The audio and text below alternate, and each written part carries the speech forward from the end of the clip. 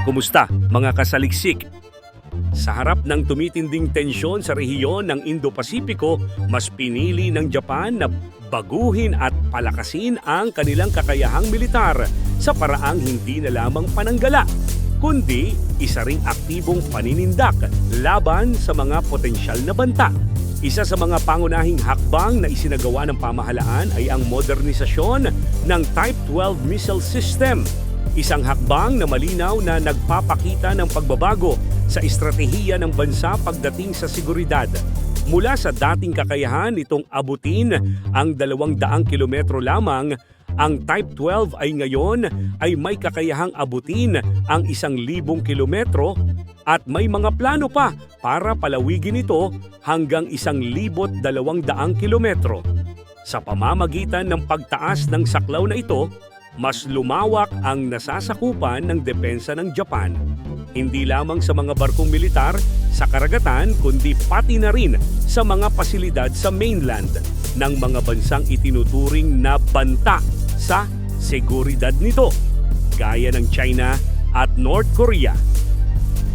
Hindi lamang distansya ang binigyang tuon ng Japan sa kanilang military upgrade, bahagi rin ng modernisasyon ay ang malalim na pagbabago sa stealth at guidance system ng Type 12 missiles.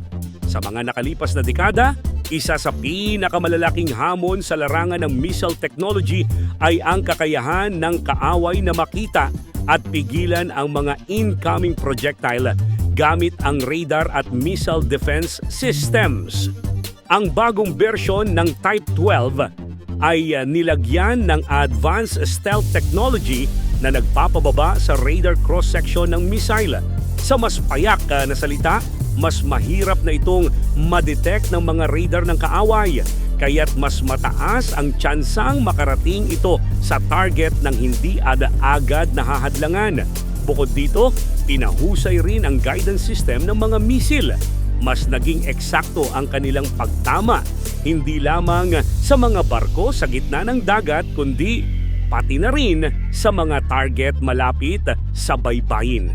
Isang napakahalagang aspeto lalo na kung pag-uusapan ang posibilidad ng cross-border conflict sa hinaharap. Upang mas maging epektibo ang deployment ng mga modernong armas na ito, masusing pipinag-isipan ng gobyerno ng Japan kung saan ito ilalagay. Dalawa sa mga napiling lokasyon ay ang lungsod ng Kumamoto at ang Yufu sa Oita Prefecture. Parehong nasa isla ng Kyushu na siyang matatagpuan sa katimugang bahagi ng bansa. Ang posisyong ito ay napaka-estratehiko sapagkat tanaw mula rito ang East China Sea, kung saan madalas na nagkakaroon ng aktibidad ang mga barkong pandigma ng China at North Korea. Sa pamamagitan ng paglalagay ng missiles sa mga lugar na ito, na ipapakita ng Japan ang determinasyon nitong bantayan ang mga rutang pandagat at himpapawid na kadalasang ginagamit ng mga kakompetensyang bansa sa rehiyon. Sa kabila ng pagiging mas mainam na lokasyon para sa mas maikling abot patungong mainland China, sadyang hindi isinama ng Japan ang Okinawa sa listahan ng mga posibleng deployment site. Bagaman ang Okinawa ay mas malapit sa mga teritoryong pinagtatalunan at maaring magbigay ng mas mabilis na response time, nagpasya ang pamahalaan na huwag itong isama upang maiwasan ang lalong paglala ng tensyon sa pagitan ng Tokyo at Beijing. Ang pagpapasya ring ito ay nagpapakita ng balanseng pananaw ng Japan, isang estratehiyang sabay na isinasaalang-alang ang tibay ng depensa at ang maselang aspeto ng diplomasya. Sa kabuuan, ang pagpili ng Japan na gamitin ang Type 12 missile system bilang bahagi ng kanilang active deterrence strategy ay malinaw na tugon sa mga dumaraming banta sa rehiyon. Ang active deterrence ay hindi lamang depensa kundi isang mensaheng ipinapadala sa mga kalaban na ang Japan ay handa at may kapasidad na lumaban kung kinakailangan.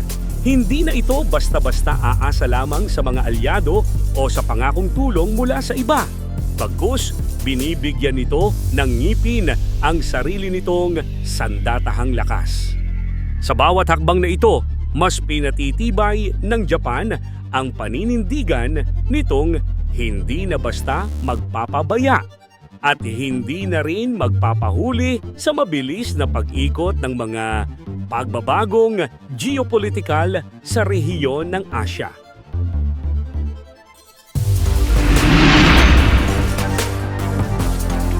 Bilang tugon sa lalong lumalalang tensyon sa silangang bahagi ng Asya, malinaw ang hakbang ng Japan na unti-unting inilalayo ang sarili mula sa dating limitadong paninindigan sa larangan ng militar.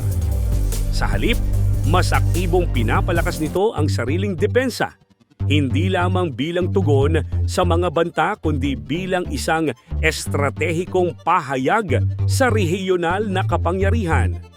Isa sa mga pangunahing bahagi ng hakbanging ito ay ang pag-upgrade sa Type 12 missile system, isang dating coastal defense armament na ngayon ay naging isa ng makapangyarihang sandata na kayang tumama ng mga target sa mas malalayong distansya.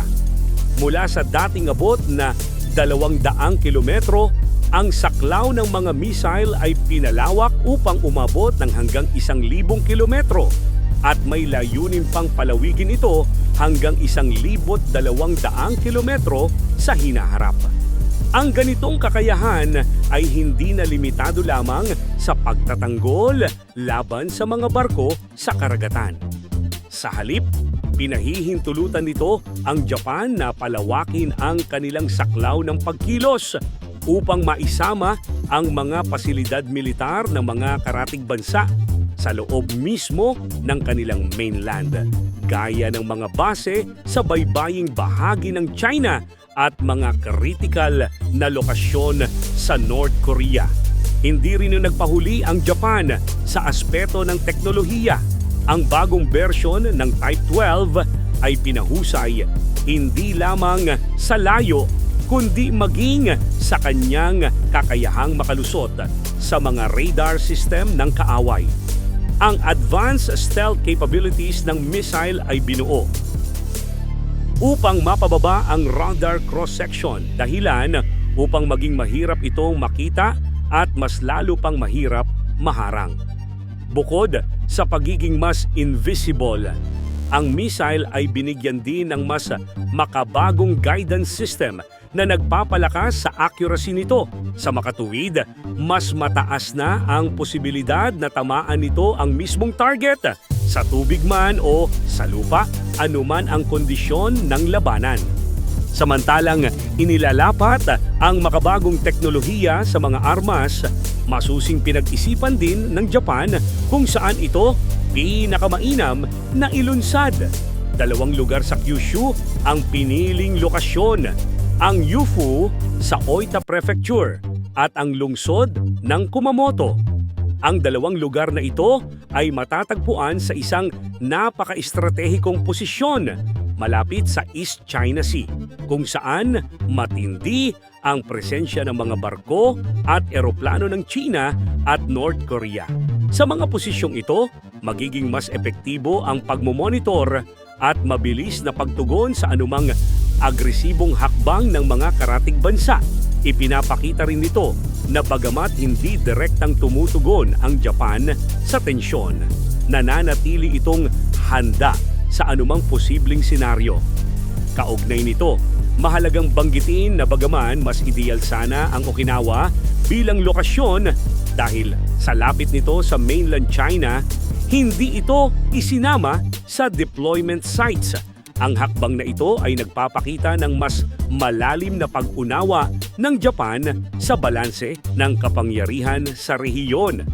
Ninais nitong maiwasan ang tuwirang provokasyon sa Beijing, isang kilos na maituturing na diplomatikong pag-iwas sa hindi kinakailangang paglala ng tensyon. Ang desisyong ito ay sumasalamin sa kakaibang kombinasyon ng determinasyon at hinahon kung saan ang pagpapakita ng lakas ay hindi laging nangangahulugang kailangang direktang umangil.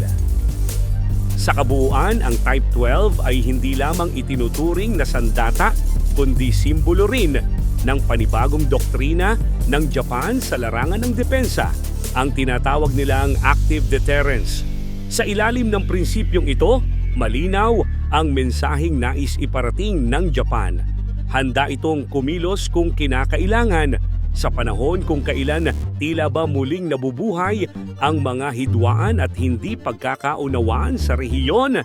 Ang pagkakaroon ng ganitong klase ng kakayahan ay nagsisilbing babala at pananggalang. Hindi na umaasa lamang ang Japan sa mga alyansa, kundi unti-unti nang ipinapakita ang kakayahan nitong manindigan para sa sariling soberanya at seguridad.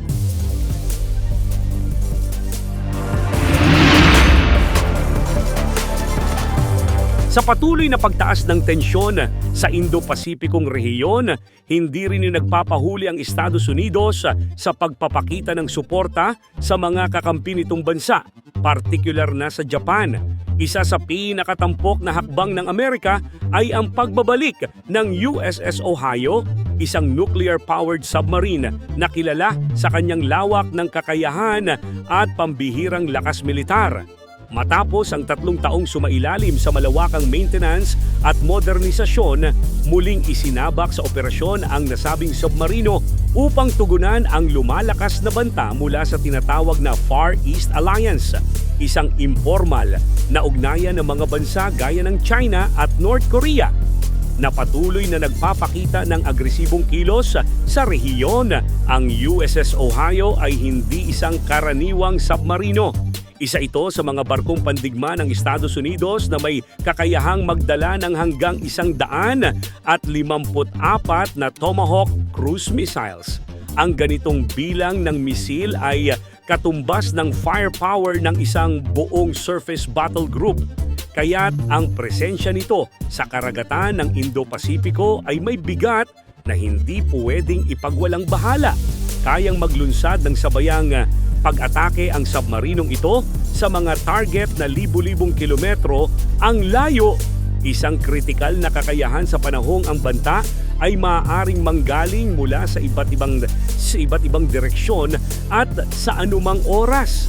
Sa konteksto ng kasalukuyang geopolitical na klima, ang pagkakaroon ng ganitong uri ng barko sa rehiyon ay isang malinaw na babala na ang Estados Unidos ay seryosong binabantayan ang mga kilos ng kanyang mga potensyal na kalaban. Kasabay ng pagbabalik ng USS Ohio ay ang mas pinaigting na kooperasyon sa pagitan ng Estados Unidos, United Kingdom at Australia sa ilalim ng kasunduang AUKUS. Ang trilateral na alyansang ito ay naglalayong palakasin ang naval presence ng mga kasapi nito sa Pacific region, lalong-lalo na sa larangan ng submarine warfare. Sa ilalim ng planong ito, inaasahang makakakuha ang Australia ng mga nuclear-powered submarines mula sa mga kasaping bansa na magpapataas sa kanilang kakayahan sa maritime defense at surveillance. Ang pagkilos na ito ay nagpapakita ng sama-samang paglalatag ng depensibong estratehiya sa rehiyon, kung saan ang bawat kasaping bansa ay may tungkuling ginagampanan upang mapanatili ang kapayapaan at balanse ng kapangyarihan sa karagatan. Hindi lamang ang AUKUS ang aktibong gumagalaw sa ganitong direksyon.